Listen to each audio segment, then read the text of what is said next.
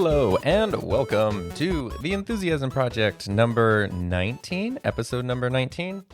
Today I'm going to follow up on what I talked about last time, which is the video consult or the channel consult that I did with video creators. And I want to do this for a couple of reasons. First and foremost, super selfishly, I just want to have all the thoughts cataloged down for me to refer to. But also, as I was doing the consult and trying to find out about it and prepare for it, there were a lot of questions that I had, and I just couldn't find a lot of answers to them. So I think this might be helpful if it's something you're interested in and you're looking. I just think it might be helpful to kind of hear what the process is and sort of how it works, and was it or was it not worth it? I guess I can just do spoiler. It was super duper worth it. So it was $200 for the hour, which is really pricey in my world. When I started my channel, which was actually 2 years ago today, there's no way I would have thought of spending $200 an hour on something. But it turned out that it was really, really helpful. And basically, the long and short of it is, when I did my 30-day upload challenge, not long after I started my channel, that was really helpful because I felt that it took a bunch of stuff that would have otherwise been 6 months to learn how to do, and it combined it into 1 month. And this consult is kind of the same thing, where I feel like it wasn't necessarily that it was anything I didn't know or couldn't have figured out, but it was it took, months of figuring stuff out and just condensed it into a 1 hour session that then I worked on for the rest of the day, and then I was done. So I think it's a really efficient, effective thing.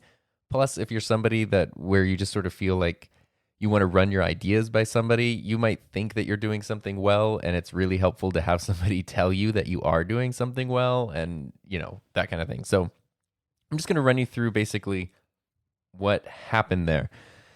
The coolest part about it is that everybody who does the consults, at least as far as I know, I don't know how many people are on the team, but I know I think it's 4 or 5 people maybe. Whoever you get a session with, they have their own channel as well. So they do stuff with video creators, they do the consults. And I think that's really helpful because it gives them a bigger data set than the average person has, because I know from my experience, I can talk to a friend or two. But when you're talking to someone that does this every day and works with tons and tons of people, then you can kind of see, is what you're doing good? Does it make sense? What is it like to an objective third party? All that kind of stuff, which is really, really important. Plus, they're doing their own channels on the side. The person that I talked to had a beauty channel, so it wasn't even related to YouTube growth or anything, but they understand then from the creator side, just the whole process and the work-life balance, and, they're actively trying to do the same thing you're doing. So I think that's really cool because it gives you a cool perspective with someone that's hard to get in the regular world. And I basically I signed up on their website, picked a time that worked, and then I didn't do any prep because I didn't really know what to prep for. So I kind of had some questions, but I didn't know how the hour was going to work or if they had a process. And I was a little bit worried that there might be a prescribed process that was going to take up most of the time and it might not focus on what I want. But the big thing right off the bat is that you are definitely in charge of your hour. So you can focus on what you want to focus on, a bunch of different things, whatever. You have control over how the time is spent. If you don't know what to do and you're just sort of stuck, they can definitely guide you and make sure that you're using the time wisely. But if there's something really specific that you want to focus on, you'll be able to focus on it. And it was really cool. I was super nervous at first. I don't do a lot of video calls and conferences and stuff like that. So it was just sort of strange to, see and talk to somebody you don't know and then have them look at this thing that you work really hard on and then critique it. But the nerves went away in 5 minutes. I guess it is. I did mine with Delana. She was really, really good and super helpful in basically every way that I needed it. And it was really cool too, because at the end, she said she had a few minutes before the next appointment or whatever. So we ended up going a little bit over, which was cool because I was really worried as soon as the clock clicked to the 1 hour mark that it would, the session would just like automatically end or something, which didn't happen at all. It was super like, human, which is really, really cool. They do use, what's the app called? Let me look it up. I think it's called Zoom. Yeah. They do it all through an app called Zoom, which that was kind of my one critique of the whole process was when you sign up for it, they give you a link and you can, when the time comes for your appointment, you just click the link and it'll take you and you can do your thing. You don't need to sign up for anything. You don't need to pay for anything. Like it's all there. But the Zoom app, which I guess is a pretty popular like video conferencing app, if you do want to download it and install it, it kind of gives you more options, like you can personalize your stuff a little bit more. But the biggest one is that it will let you screen record or call record so that you could actually record your consult, which I didn't do. I was planning to do it, and then I kind of like got confused and forgot, and then it was like almost over by the time I remembered. But I would really recommend doing that. I was taking notes the whole time, and luckily Delana sent me several follow-up emails that kind of like recapped some of the stuff we went over, so I don't feel like I forgot most of it. But that is one of the reasons I'm doing this podcast, is so I can get it out of my brain. But I would recommend that you just record it. You're paying a decent chunk of money for it. It's nice to have it there. You can play it back. I would have loved to be able to play it back like with Heather and have her watch it and, offer her feedback and stuff too, in those like specific areas. So that was one of the things in the sign up things. It just gives you a link. It keeps it really simple, but it would have been kind of cool if somewhere it did say like, we use Zoom, you can sign up and, have more features or whatever. But anyway, when we jumped into the call itself, my big thing was I wanted feedback on my overall channel, but I also really wanted help with I was referring to it as like finding a niche, which basically in video creators speak translated into creating a value proposition, which is probably a better way of looking at it, because niche can be kind of limiting because you're like, I don't know, say you do model trains, model railroads, that's your channel. And like my niche is I build model railroads. But I don't know that's like, that's kind of just like a label, an about thing. Whereas a value proposition it's literally you're proposing what people get from watching your videos. Like what is the value they're getting? Are they being entertained? Are they learning something? What is it? And so we spent the first part of the call just talking about that. And kind of narrowing it down, which luckily I had been thinking about. I talked about it on the last episode of this podcast. And what I really wanted was I want my channel to be useful. So I want to, if a video is called like how to do something or here's a technique, here's a tip, I want people to watch the video. I want them to clearly get what they came for. So if the video promises something in the title or the description or the thumbnail or whatever, I want that to clearly be given. I want them to feel like maybe they got a little more than they expected. So it's like, oh, cool. Like this was better than I thought it was going to be. And then if they can at least be a little bit entertained along the way, that is a big, that's really important too. And so those were kind of like, that's sort of the value I wanted to go is I want people to learn something. I want people to enjoy the process of learning it, feel like it's good quality information and that it's, it's entertaining-ish along the way, but not where the goofy entertainingness or whatever overshadows like whatever you're trying to do, which is something we talked about because I really like, goofy humor and stuff, and I put it here and there in my videos, but they're not like necessarily funny videos. And so I kind of talked about like, well, I like funny things and I like my sense of humor and I want to incorporate that into my videos. And she was kind of like, yeah, do that naturally. Of course, but don't worry about making every video like a comedy sketch, because if somebody is trying to actually learn something, they want to learn something about Final Cut or a piece of equipment, and they go to your channel and it's just this goofy wackiness, like not only are they probably going to get annoyed, but it could also hurt my credibility in some people's eyes. Whereas if I provide the information first and just do little like, which is kind of what I do naturally anyway, just sort of little sarcastic, funny things, goofy things here and there where they fit, then it's just kind of more natural and it's a little bit more human. So I thought that was really cool. I also appreciate that before we even got into it, she already had a whole bunch of notes that she had written. So I'm guessing all of the consultants, or I don't know what their term, coaches, would do this, but they'll actually review your channel before before you start talking to them. So when you log in, it's not like they open up your channel and try to figure out what you're doing right away.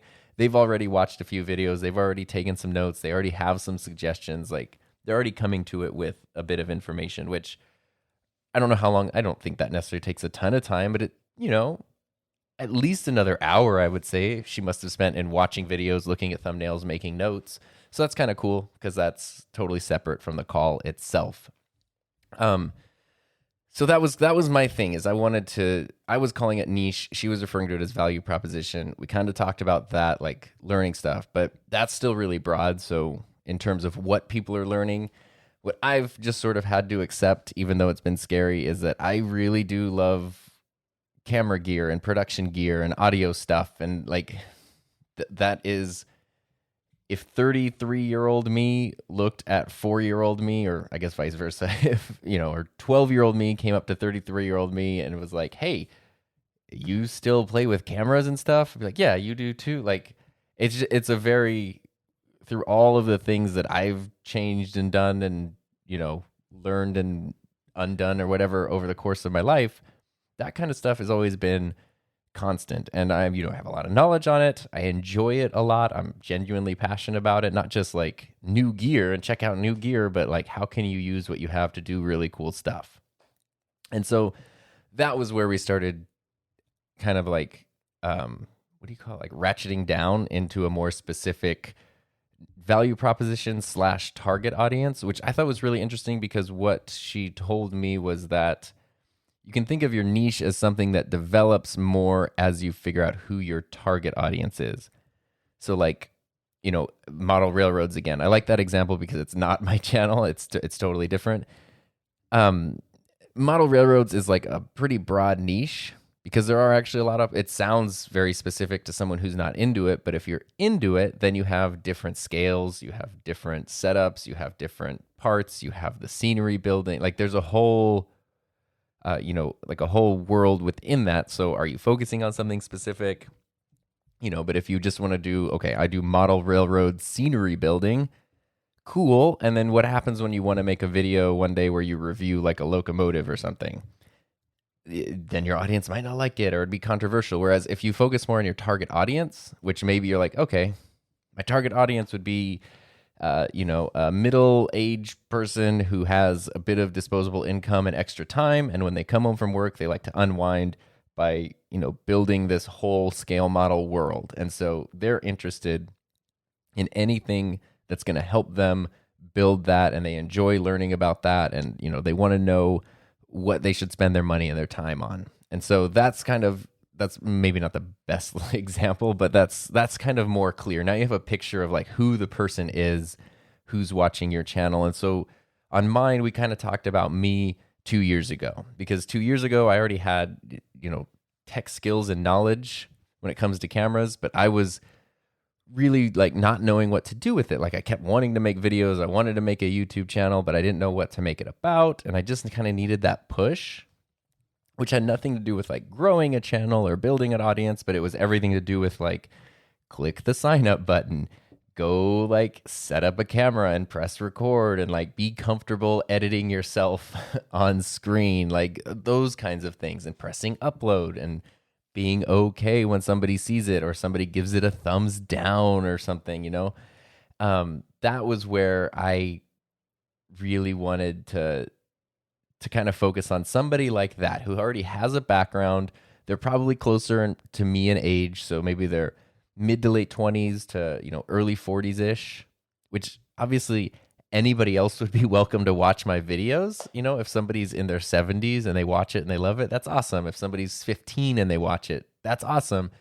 But when I think of like, who am I talking to that I am trying to connect with, I just imagine someone very similar to myself. They're probably, if they're talking about camera gear and they're interested in a new microphone, they might just be interested in that stuff, but maybe they're at a point where, they have a job, they have a little bit of disposable income to spend on this. It's probably something they do on the side. It's probably not their main day job. And, like building that kind of world where when that person finds my channel, not only are they going to like it, but they're going to feel like everything on the channel make sense for them specifically, which then builds a better, like more specific audience. And I think that was kind of really, really helpful to have that specific target audience, which again doesn't mean nobody else outside of that could listen to it. A 13-year-old girl or a 78-year-old guy, like anyone, it's on the internet, anyone can do it. But when you have that very specific, this is my audience. If I'm sharing something, what is that person going to resonate with? It just helps you frame everything a little bit better. You don't feel like you're trying to talk to the entire human race, because think of cameras, for example. If I'm talking about a camera and I go like, oh, this is a full frame mirrorless camera, I should be speaking on my channel to an audience that already understands what that means. I shouldn't have to then stop and go, okay, this is what it means for a camera to be mirrorless or, mirrored. Because they should already kind of have that knowledge. There's nothing wrong with not having that knowledge. And there's thousands of videos that would explain the difference on the platform. But my target audience should already understand that, which means that when I make that video, I don't need to go on the tangent where I explain what a mirrorless camera is. So it does change the way that you construct your information, which is just really helpful, honestly, in trying to create good stuff. So I am really excited about that. So I was looking to do something like that provides value in that way to give people kind of a creative push. And we were talking then about the channel banner, which I felt good. She said my thumbnails looked great, like my channel looked great. Like there were no issues there, which I felt good about because I'm usually like never happy with my thumbnails and I feel like I always struggle with them, but I've gotten decent feedback. So I think they work and they look YouTubey, but they don't really look like anyone else's. Also because they have like my handwriting on them in very specific colors, which is cool. So I think that's kind of a cool branding thing to sort of stick to and go off of. But we did talk about the channel banner because right at the time when you went to my channel, it had my handsome face in the middle of it. And then off to the sides, kind of like an image of a camera, and it says the Enthusiasm Project. And off to the right side was like kind of an image of a 3D printer, and it said work hard, be kind, have fun, which is like sort of the slogan, my personal slogan that I've had for many years. I share it with my students. I brought it to my channel. I like it. But we kind of talked about that, and we're like, okay, before someone subscribes to a channel, it's usually not just from a video. They don't just click on a video, watch the video, click subscribe. Usually people will then go to that channel and check out a few things, and it's different for everyone. They might see how old the channel is. They might see how frequently the channel uploads, how many videos there are. Even if you have two great videos, but you only have two videos on your channel, people might not subscribe because there's only two videos, especially if those videos are older and they're like, oh, this is kind of just like in the past. So, the fact that someone could click on the channel, go to it, see that there's a ton of videos, like 140 videos. The most recent one is within 7 days, if not sooner. That's really good. So it shows, okay, this is a very active channel, but what's this channel about? You see a dude, you see a camera, you see a 3D printer, you see a slogan that's good, but kind of broad. So we wanted to like narrow that down where someone could see the banner and like, that is where the value proposition comes from. And if you do kind of something I did, you can make the mistake of sometimes going through some of your favorite channels. And there's no science behind this because some of the biggest channels, their channel banners are like nothing. It's just sort of like a random image, or it's kind of ugly, or it's just the channel name, or it's just a picture. Like they're not these well-designed, amazing things. But if you're a channel that, if you're Casey Neistat, you don't need that. You're gonna get, you don't need, tons of tags and description and perfect banner that explains your value proposition. Like you're already a brand. People know what it is. You don't need those things. For a channel that's growing, every opportunity you have to sort of explain who you are and what you do is valuable if you want people to sign up for it. And so for smaller channels like me, having that banner not only show, it's weird to like have your face there because you're like, look, it's all about me, but people connect with a person. I can take a really cool picture of a camera lens or something like that, but seeing a face like, okay, this person is connected with this, that pulls people in. They see the name.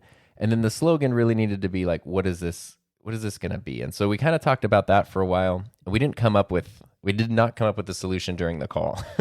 So even throughout the whole hour, we kind of talked about like, okay, I have a passion for digital media and I like helping people, learn more about digital media. And I also like helping people to better understand the tools that they have and how to use them. So it's sort of, we kind of talked as like this idea of taking your passion for digital media and making it tangible. So you're really excited about this thing, and what can you make with it? What can you turn it into? So it was like, digital media in action. And I said the word practical like 5,000 times during the call.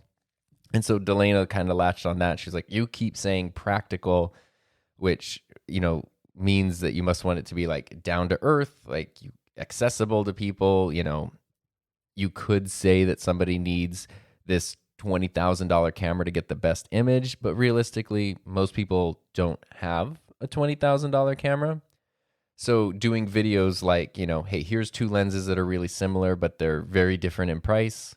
Is that price difference worth it? That kind of stuff is really helpful. Hey, you already got Final Cut Pro on your 4-year-old computer. Awesome. Here's a cool technique you can do with it that's going to make your videos a lot better. It's not going to cost you any extra money. You already have the tools. You just need to make the thing. So that kind of stuff, which is what I like to do anyway. And so we sort of come up with like, trying to figure out where it was here. We're trying to like talk about what that would be, but we didn't really have any specifics. Like authentic, practical digital media. I'm trying to find some of the examples, but I can't find them. But anyway, we were like brainstorming slogans, but we didn't solve it during the call, but that's fine. I really kind of wasn't expecting to. I wouldn't want someone else to come up with it anyway. So it was really helpful that she was like, this seems like what it is. I get this feel from it. I kind of agreed. So now I can take that and put it into my own words because it is, my channel at the end of the day. And so let's see here. So we talked about that. She did do some screen sharing. We went through the analytics to kind of go through like click-through rate and end screen stuff, just to sort of, which I've always been scared of, but just to see how videos are performing, where you can, if you try something different, if you normally do short videos and you made a long video, if you do long videos and made a short one, if you did something different at the end, you can see how that affects. Like, do people drop off at a certain point? Do people stay to the end?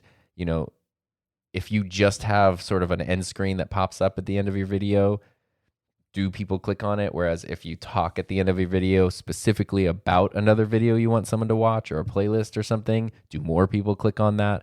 All of those things kind of to dial in what your style and what your structure should be, which again, nothing you couldn't get for not a $200 an hour, video call, but really helpful to go with and to have someone sit down and like show you their numbers as you go through your numbers, and you can see like, it's just really helpful to have that one-on-one genuine like connection with a coach that's guiding you through something. So that's the best thing there.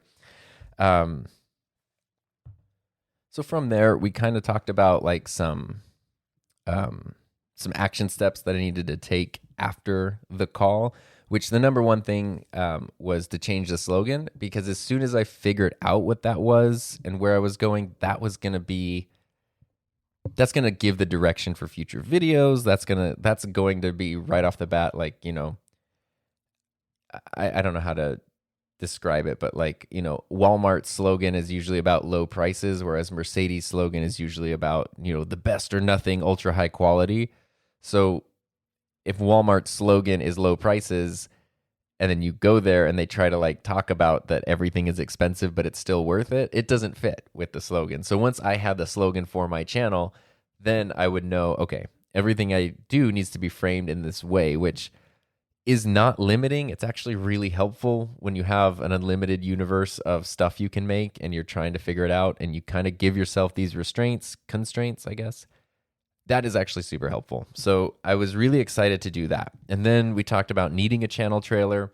That's been on my to-do list. And now, once I have a more specific slogan, that'll be easier to do. The channel trailer should be, between 30 seconds and a minute and a half. I've been wanting mine to be 1 minute. I did ask at that point, I was like, okay, there are a lot of white guys in their 30s sitting in rooms with LED lights talking about camera gear. So, is there actually room for me in that world? And she seemed to feel that yes, if I were just doing straight, dry camera and tech reviews, there's probably not enough room in that. But if you kind of lean into the personality and the production style, and especially the goal of trying to make things accessible to that target audience, then it would definitely work. And one of the questions I had was, I know that one of the things that helps me sort of stand out and gives me credibility is being a digital media teacher. So I've never really known like how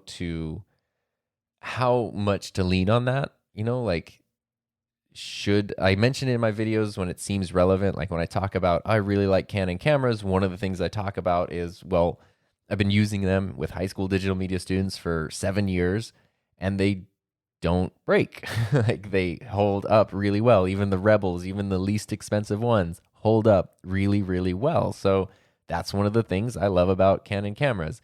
Anybody could tell you that a camera is durable in their own experience, but after using them for 7 years with thousands of students in all of these different scenarios, I feel like I'm a little more trustworthy, or at least a little more versed in like the real durability of what these things can do and what they have to offer. And so I've never really known how to balance that or what would be good. And her advice was to not be like your YouTube digital media teacher, which I don't think there would be anything wrong with that, because I have like a couple of friends who are lawyers and they run YouTube channels that are all about the law, and there's no problem being like, or your YouTube attorney. Like this is sort of how it works. Your social media lawyer. But based on the data that they had, what she told me was that people go to YouTube because they're tired of things that are too professional and too polished, and they're tired of the corporate representative, and they're tired of that person. They just want to see a peer. They just want to see someone like them in a similar situation. And so approaching YouTube as a human first, and then, as I'm also this digital media teacher, this is where, that comes in, and playing that up basically like I have been when it becomes necessary would be the best strategy, is kind of what we agreed on. And that made me feel better, because that's what I've been doing. I don't really want to lean on it too much, because there's also the risk too. People hear teacher, people hear classroom, and they kind of think, they might not be aware of the kind of programs that are out there now that are like mine, where you do a lot of crazy stuff. And so they might automatically limit what they think is being done, because like, oh, that's just kids in a classroom. And so you don't even necessarily want to do that. You just want to offer it when it's relevant, focus on you as a person first and foremost, because that is kind of the beauty of YouTube when you're trying to make that one-on-one connection. So I thought that was super helpful. Also got some really good feedback on the homepage of my channel, which is something that I redid like a year ago, but totally ignored when I started my channel, because I was like, who cares? Like I when I started my channel, I just threw up some random, Photoshop file that I'd had for years before as my banner. I didn't care about playlists or anything. I didn't think any of that mattered. And it actually really, really does. So we talked about banners, but one thing that really helped out with was playlists. And I've had playlists and I was really happy with them. And it'd be a playlist that says like reviews, tutorials, the best of the enthusiasm project, whatever. And I do little descriptions that explain what's in those playlists. And we kind of tightened that up and explained what would be best on the channel homepage. And so you can use playlists to really help people understand who you are in a quick and easy way. I had just had uploads as kind of like my first playlist, which is just everything you upload gets added to that playlist. And so it's your most recent videos. But she recommended that I start with one that says, new to the enthusiasm project, start here. And so, I was like, oh, okay. And then I can select like, these are some of the best videos I have that I think encapsulate what I want to share with somebody. I'll put those there, and then I can put like, here's reviews, but instead of calling them reviews, don't just label it, like call it something. So like, take your filmmaking to the next level, or, come up with kind of catchy headlines for your playlists rather than just labeling them as what they are. So that way people don't just know like, oh, it's a bunch of tutorials, but they know, oh, these tutorials are specifically going to help me do blank. And so that was cool. And that was something I could do like literally that same day, went through, fixed that. We talked about if it's important to have an upload schedule on your banner, and lots of channels do, lots of channels don't. Since I've been going towards a more consistent upload schedule lately and into the future, we agreed that for me it would be a good thing. Just because, again, when someone's new and they're checking it out, not only do they see everything that's there, but they can see right away, oh, I'm going to get another new thing every Thursday morning. Cool. And then you can be built into their routine, which is totally true because I have channels that I know the days that they upload, and I kind of like, I do, especially during the school year when I'm working, I kind of do actually budget it into my day. I know like Monday, this channel is going to upload something cool. During my lunch break, I can take 10 minutes and like watch that video. I'm really excited about it. And so that's kind of a nice thing to be able to offer, at least in my case, but probably in a lot of people's cases. And so that's kind of what we went through. And at the end there, that is the most SparkNote version of the hour-long call. So, we're 31 minutes into this podcast. That was an hour-long call. That's about as quick as I can kind of detail it without just word for word recapping the call. But what was really helpful there, so I guess to kind of step back for a second. First, most importantly thing, it was definitely worth it. And there were other things we talked about, of course, that like are slipping my mind right now. But for just the clarity, the direction, the confidence boost, the answering to questions, super worth the money spent. Absolutely 100%. What I'll probably end up doing is booking another session in like 2 months after I've started implementing some of these changes and seeing how they're going, and then seeing like, okay, how does this, what are the thoughts now? Because I think that would be really helpful. So if you don't have $200 to spend on a single hour, which is reasonable, for me, spending that money was a really concrete way to say like, you are investing in this thing that you care about. So it was very worth it for me. But if you're not in the point where you can do that, there are there's tons of Facebook groups that do critiques. There's Discord servers, there's subreddits. There are a lot of communities of YouTube creators online that can help out, which is, always really helpful. The problem that I was having after using those for, almost 2 years was that a lot of times it's a lot of people with very small channels giving advice. Like, as happy as I am when someone hits 100 subscribers, when they're like, posting a topic that's like, hey, we just hit our 100 subscriber things, ask me anything, and they offer advice as if they have it all figured out, when it's like, you're really still in the early stages there. There's a lot of that. And at a certain point, you're kind of like, well, like, let's hear from someone with a different perspective or with a broader perspective. And that's where I think this is really, really helpful. And so I would definitely recommend it. To kind of continue it, later that day, what I did was I took all this and I started working on it, and then I had Heather do a critique of my channel. We actually did it on a ShareSpark TV episode that week, so that's still, I don't remember if that was on YouTube or Facebook, but it's on Heather. Just create one of those things, YouTube or Facebook, if you want to go through and watch her critique my channel. And the cool part about that was that a lot of the feedback was the same, which was great, because for me, it made me feel like the info I was getting was good because it wasn't just random. It was two totally different sources, one biased, one not biased. Heather's obviously like not super objective. She can be as objective as possible because she's a professional, but she also knows me and knows what I'm going for. And like, there's definitely a bias there, but a lot of that was still lining up. And so I thought that was really cool. And since she knows, she just has information that nobody else has, she kind of has a different insight, which is really helpful. And so we were going through the slogan and trying to come up with the value proposition. And she had mentioned something about like, the impact of digital media, the impact of something. And I was like, oh my gosh, of course. The pathway that I teach is called Impact. And I made up the name, I came up with the thing. And that's our joke at school is like, when kids graduate stuff, they're like, oh, this program really made an impact on me. And like, it just kind of became the thing.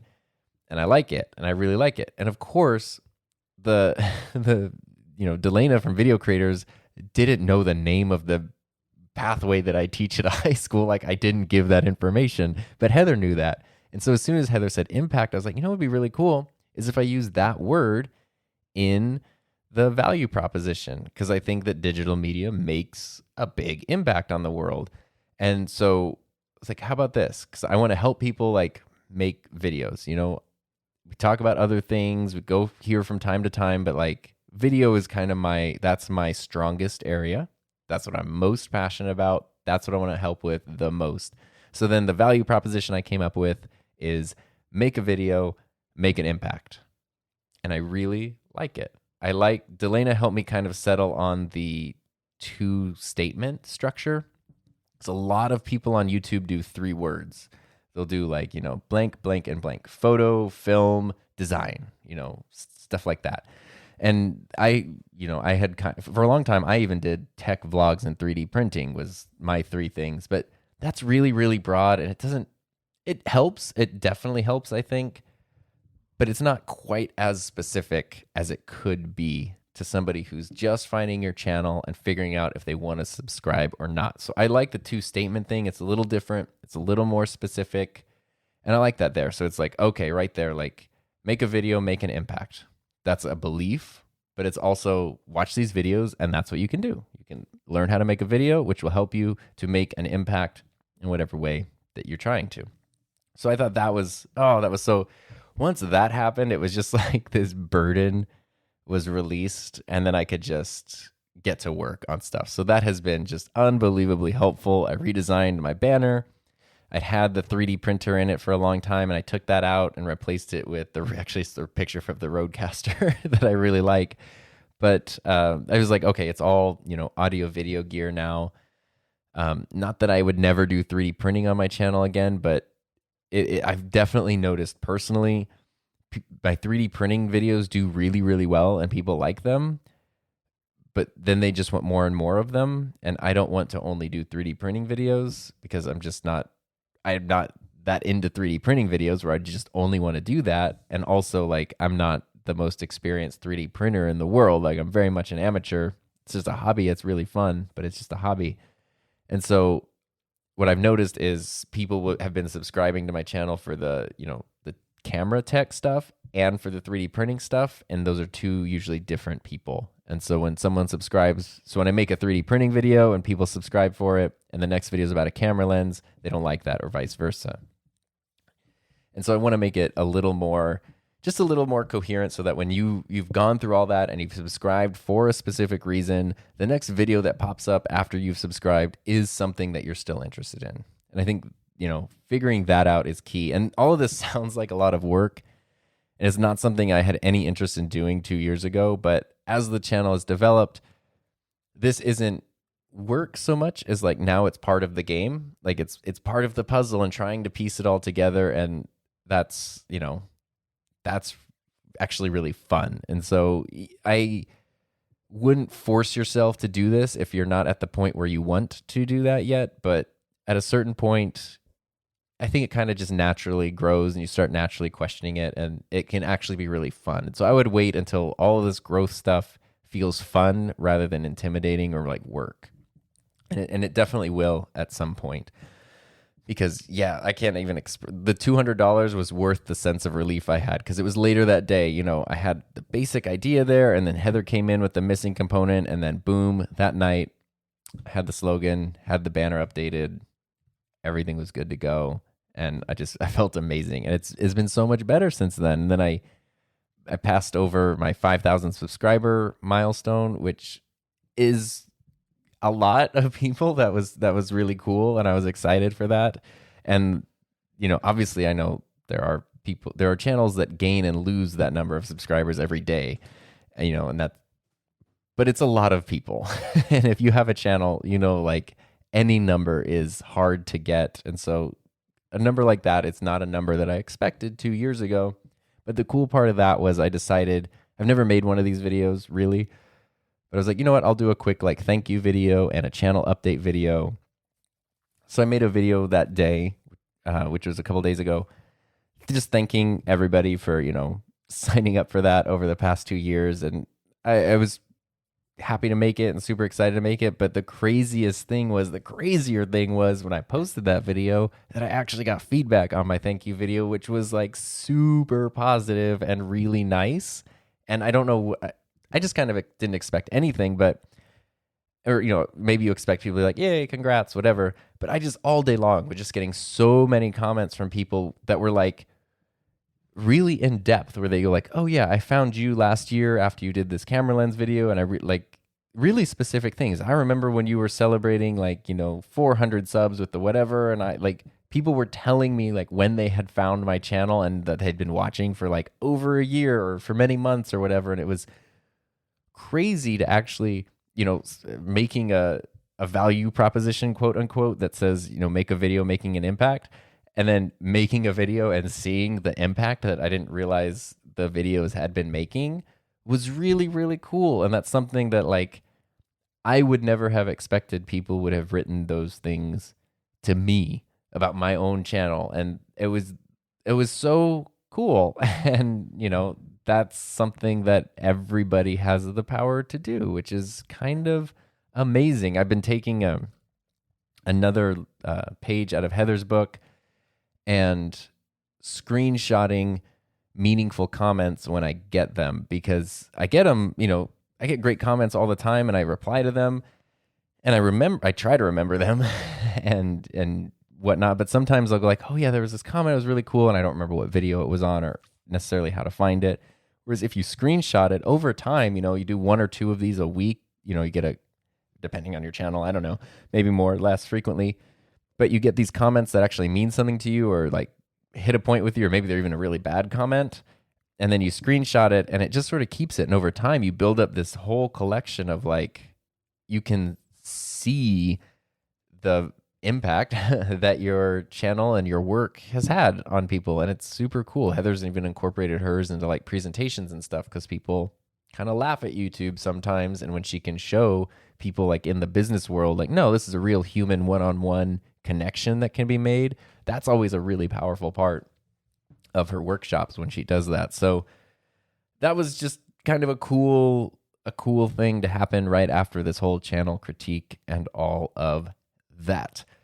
So ultimately, if you're on the fence, I definitely recommend it. I know there's a few, there's all kinds of different online schools and different coaches and stuff like that. And I think a lot of them are really terrific. I don't have any experience personally with any others other than the video creators one, which I was just listening to Tim Schmoyer's podcast for a few months.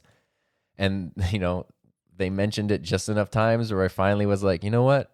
I think I'm going to spend the money and get that channel consult happening. And it was super worth it. So it wasn't any kind of a scam. It wasn't any kind of a waste. It was super personalized. I can't recommend it enough.